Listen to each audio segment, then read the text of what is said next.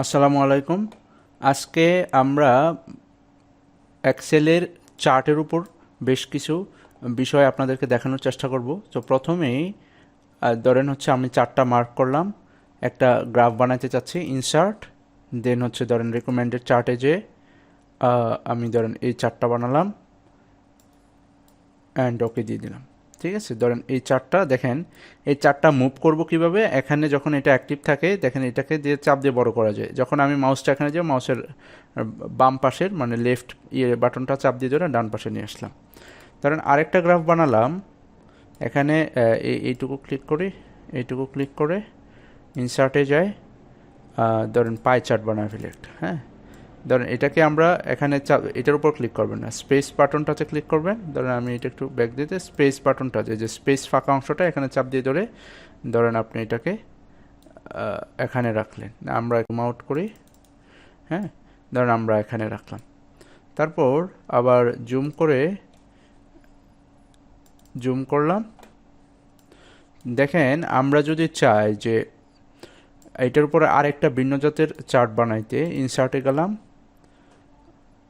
এখানে যে কত ধরনের চার্ট আছে, ধরেন এটা আমরা তৈরি করলাম, 3টা চার্ট আমরা বানালাম একটা গ্রাফের উপর। আমি এখানে নিচে বরাবর রেখে দিলাম 3টা চার্ট। ওকে, আপনারা যদি চান দেখেন কর্নার বরাবর যে এটাকে যে চাপ দিয়ে দিলে, কর্নারে চাপ দেন দেখেন ছোট হয়ে যাবে।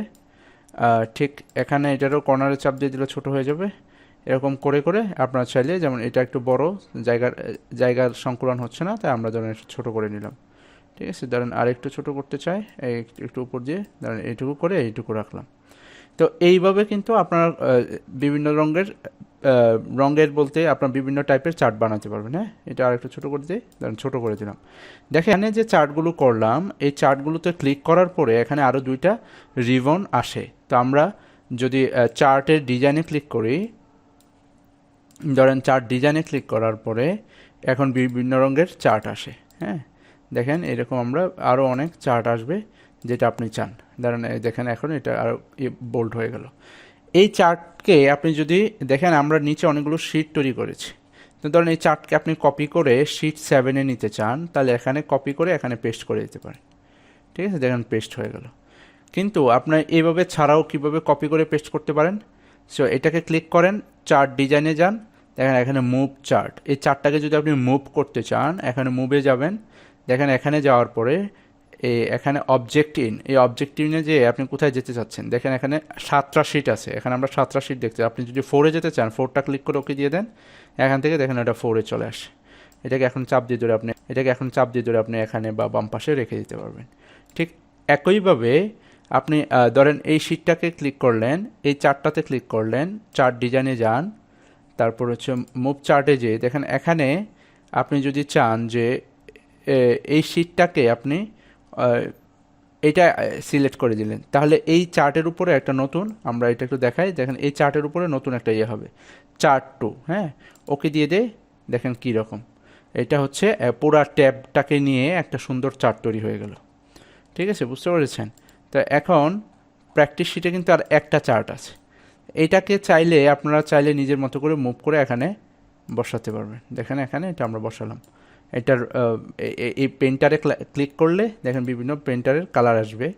তারপর ফরম্যাটে যে আমরা আরও ফরম্যাট করতে পারবো, বাট চার্ট ডিজাইনে যে শর্টকাট করার জন্য চার্টের কালারও আপনারা সিলেক্ট করে দিতে পারবেন। দেখেন এখানে চার্টের কালার আমরা দিতে পারছি, যে কালারটা আপনার পছন্দ। ওকে, তো দেখেন এইরকম করে আমরা কালারও দিতে পারি। আর মুভের বিষয়টা কি, আমি ধরেন এই শিটটাকে যদি আবার মুভ করতে চাই, তাহলে এটাকে ক্লিক করলাম, চার্ট ডিজাইনে গেলাম, মুভ চার্ট, দেন এখানে প্র্যাকটিসে যে দেন আমি এটাকে 3-তে নিতে চাই, 3-তে ক্লিক করে ওকে দিয়ে দেই, দেখেন এটা 3-তে চলে আসে। হ্যাঁ, এরকম করে কিন্তু আপনি সহজে মুভ করে ফেলতে পারবেন। হ্যাঁ, এক জায়গা থেকে আরেক জায়গায় চলে যেতে পারবেন। এখন কিন্তু আর এখানে নয়, যেহেতু আমরা মুভ করতেছি এটা এখানে আছে।